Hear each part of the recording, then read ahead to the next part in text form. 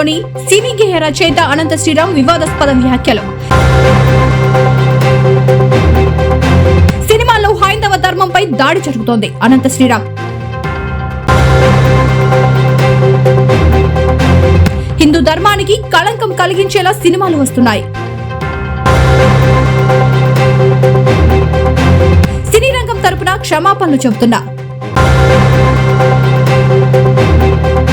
కల్కి సినిమాలో కర్ణుడి పాత్రను అనవసర రీతిలో గొప్పగా చూపించారు. ఇలాంటి వక్రీకరణను చూసి సిగ్గుపడుతున్నా. సమకాలీన సమాజంలో చలనచిత్రం అనేది కళా ప్రదర్శనకి ఒక ముఖద్వారంగా మారింది. అది వెండి తెర మీదైనా, ఉల్లి తెర మీదైనా, మన చేతుల్లో ఉన్న బుజ్జి తెర మీదైనా ఈ చలనచిత్రమే సంగీత, సాహిత్య, నృత్య, నటనాది కళారూపాల ప్రదర్శనకి ముఖద్వారంగా మారింది. అయితే వచ్చిన చిక్కల్లా ఏంటంటే చలనచిత్రం, సినిమా అనేది ఒక వ్యాపారాత్మకమైన కళాత్మకమైన వ్యాపారం. వ్యాపారానికి కళాత్మకతని, కళాత్మకకి వ్యాపారాన్ని జోడించే క్రమంలో హిందూ ధర్మానికి కళంకం కలిగిస్తూనే వస్తుందన్న సత్యాన్ని నేను బాహాటంగానే అంగీకరిస్తున్నాను. అయితే మరే రంగానికి చెందిన వాడినో అయితే జరిగిన ఈ తప్పుకి విమర్శించవచ్చు, జరుగుతున్న ఈ నేరాల్ని వేటిపైన విరుచుకుపడచ్చు. కానీ అదే సినీ రంగానికి చెందిన వాడిని కాబట్టి ఇప్పటిదాకా జరిగిన ఈ హైందవ ధర్మ వ్యక్తిత్వ హననానికి యావత్ ఈ హిందూ సమాజం ముందు సినీ రంగం తరపున క్షమార్పణలు సమర్పిస్తూనే నేను ముందుకు వెళ్తున్నాను.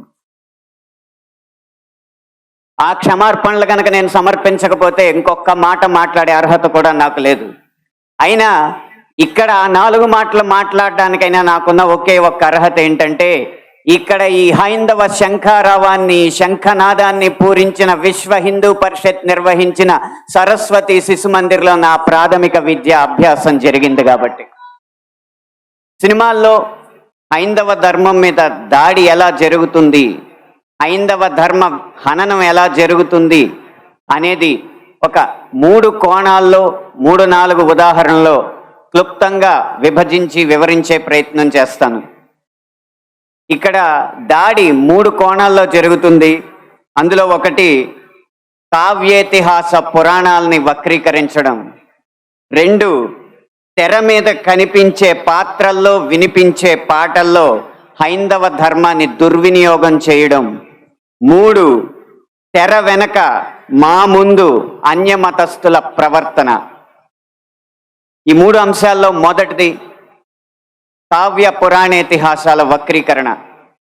వాల్మీకి రామాయణం, వ్యాస భారతం భారత సాహితీ వాన్మయ శరీరానికి 2 కళ్ళ లాంటివి. కానీ అదే వ్యాస భారతాన్ని, అదే వాల్మీకి రామాయణాన్ని వినోదం కోసం వక్రీకరించిన సందర్భాలు కోకొల్లలు.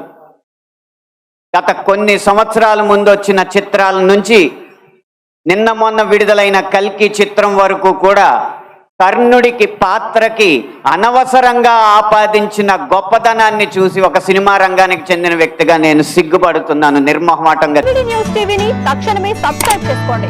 నోటిఫికేషన్ కోసం బెల్ ఐకాన్ క్లిక్ చేయండి. మరిన్ని అప్డేట్స్ కోసం ప్రతి ఒక్క కుటుంబానికి ఉచిత ప్రకటనలు వచ్చే విధంగా మీకోసం మీ ముందుకు వివిడి న్యూస్ టీవీని ఏపీ ఫైబర్ నందు 99వ ఛానల్ మరియు యూట్యూబ్ నందు వీక్షించెదరు.